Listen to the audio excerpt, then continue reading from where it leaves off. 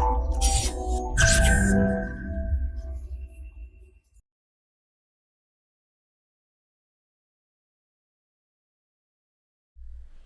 Friends, this is Gautam Pandey coming up with the next round of new simplified. तो आज के video में हम बात करेंगे व्हाट इज ऑर्गेनिक आधार। तो फर्स्ट ऑफ ऑल जरा देखते हैं कि ऑर्गेनिक आधार आखिर न्यूज में क्यों है। देखिए, रिसेंटली एपीडा ने एक स्टेटमेंट देकर कहा है कि जल्द ही वो ऑर्गेनिक आधार को इंट्रोड्यूस करने वाला है, ताकि जितने भी जो बोगस फार्मर हैं जो ऑर्गेनिक फार्मिंग करते हैं या अपने प्रोडक्ट को ऑर्गेनिक बताकर सेल कर देते हैं, उसे एलिमिनेट किया जा सके। तो इस वीडियो में हम समझेंगे कि ऑर्गेनिक आधार क्या होता है, इससे क्या क्या फ़ायदे होने वाले हैं, आखिर क्यों ज़रूरत पड़ी है इस तरह की ऑर्गेनिक आधार लाने की, और साथ ही साथ एपीडा क्या है उसके विषय में भी डिस्कस करेंगे। तो चलिए शुरू करते हैं। सबसे पहले जरा हम ऑर्गेनिक आधार के विषय में समझते हैं। देखिए, ऑर्गेनिक आधार की अगर हम बात करें तो सिमिलर टू जैसे हमारे पास आधार कार्ड होता है 16 डिजिट का, वैसे ही एक आधार नंबर होगा, मीन्स वैसे ही नंबर होगा आपके पास जो ये प्रूव करेगा कि आप XYZ पर्सन जो भी हैं, ये पर्सन ऑर्गेनिक फार्मिंग करते हैं और इनके जो प्रोडक्ट हैं वो ऑर्गेनिक हैं। तो ऐसी ज़रूरत क्यों पड़ी है, जरा इसको समझते हैं। देखिए, अभी तक क्या होता है कि बहुत सारे लोग इंडिया में ऑर्गेनिक फार्मिंग करते हैं, बहुत सारे स्टेट में, जैसे सिक्किम वगैरह में देखा हमने ऑर्गेनिक फार्मिंग होती है। बट इसके साथ ही साथ कुछ बोगस लोग भी हैं, ऐसे लोग भी हैं जो कि फेक प्रोडक्ट को ऑर्गेनिक बताकर सेल कर देते हैं। मान लीजिए ऐसे समझते हैं, मान लीजिए एक पर्सन है, ये ऑर्गेनिक फार्मिंग करता है और साथ ही साथ एक बी पर्सन भी है जो ऑर्गेनिक फार्मिंग नहीं करता है बट अपने प्रोडक्ट को ऑर्गेनिक बताकर सेल कर देता है। और इसको हेल्प मिलती है जो प्राइवेट ऑर्गेनाइजेशन हैं जो इस तरह की सर्टिफिकेशन देते हैं ऑर्गेनिक प्रोडक्ट की, इनसे सर्टिफिकेशन लगाकर अपने प्रोडक्ट को ये एक्सपोर्ट कर देता है। ऐसे सिचुएशन में क्या होता है, मान लीजिए जो हमारे ऑर्गेनिक प्रोडक्ट हैं वो इंडिया में कम बिकते हैं, इससे कारण समझ सकते हैं कि ऑर्गेनिक प्रोडक्ट बहुत ज़्यादा कॉस्टली होते हैं और इनका जो डिमांड होती है वो फॉरेन कंट्री में ज़्यादा देखने को मिलती है। मान लीजिए यहाँ से पर्सन का भी प्रोडक्ट और B% प्रोडक्ट दोनों ही ऑर्गेनिक बन के चला गया यूरोप के किसी नेशन में, तो यहाँ पर क्या होगा, फिर से वो क्रॉस चेक करते हैं और ऐसी सिचुएशन में क्या पता चलता है कि प्रोडक्ट जो बी का प्रोडक्ट था वो ऑर्गेनिक था ही नहीं। तो ऐसी कंडीशन में इंडिया को क्या करना पड़ता है, इन्वेस्टमेंट झेलना पड़ता है, इंडिया की इंसल्ट होती है। साथ ही साथ ओवरऑल वर्ल्ड लेवल पे क्या एक मैसेज जाता है कि इंडिया के प्रोडक्ट ऑर्गेनिक बताकर झूठ मूठ के ऐसे ही बेच देते हैं। तो इस तरह की जो सिचुएशन होती है उसे हैंडल करने के लिए, उसे कंट्रोल करने के लिए एपीडा कोशिश कर रही है कि जल्दी ही एक ऑर्गेनिक आधार को इंट्रोड्यूस कर दे ताकि इस तरह की सिचुएशन से बचा जा सके। अब ये होगा कैसे, इसको समझते हैं जरा।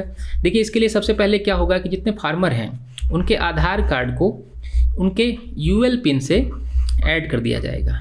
अब ये बात आ रही है UL पिन क्या है, इसको समझते हैं जरा। देखिए UL पिन की अगर हम बात करें तो गवर्नमेंट बहुत सारे स्टेट्स में, अभी तक 10 स्टेट में UL पिन को इंट्रोड्यूस किया जा चुका है। इसका फुल फॉर्म होता है the unique land parcel identification number.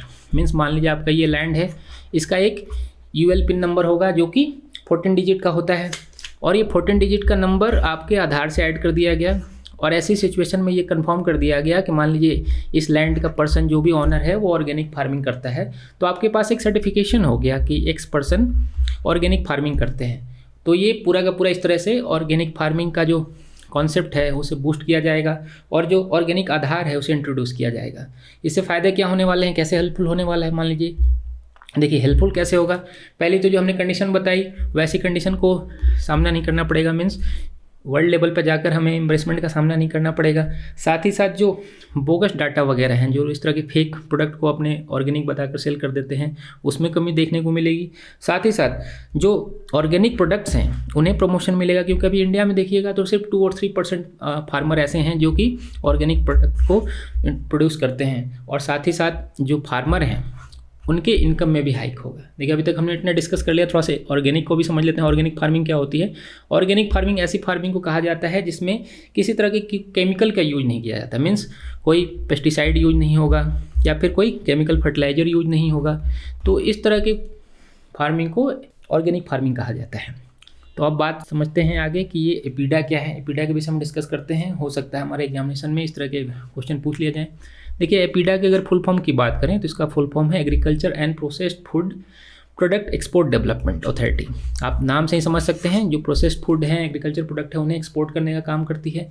ये एक स्टेचुटरी बॉडी है, यहाँ पर इंपॉर्टेंट याद रखेंगे, स्टेचुटरी बॉडी है, ताकि कभी कभी इस तरह के क्वेश्चन पूछ लिया जाते हैं कि स्टेचुटरी बॉडी है या नहीं है। प्री में तो अक्सर इस तरह के MCQ बन जाते हैं। और साथ ही साथ ये काम करती है ministry of commerce and industry के अंडर में। ये इंपॉर्टेंट है, इस तरह के भी क्वेश्चन बन सकते हैं। और इसका हेडक्वार्टर है न्यू दिल्ली में। और इसके 5 रीजनल ऑफिसेज भी हैं वो हैं मुंबई में, बेंगलुरु में, हैदराबाद में, कोलकाता में, गुवाहाटी में। ये 5 रीजनल ऑफिसेज के साथ ही अपने काम को ऑपरेशनल करता है और ये 1986 में फोर्स में आया था, 1986 में बनकर तैयार हुआ था। तो इस तरह के क्वेश्चन भी बन सकते हैं आने वाले प्री में। तो होप आपको ये वीडियो समझ में आया होगा। Thanks for watching. Current Affairs by Forum IAS is an all-in-one program that covers the dynamic aspect of the syllabus from both prelims and mains perspective.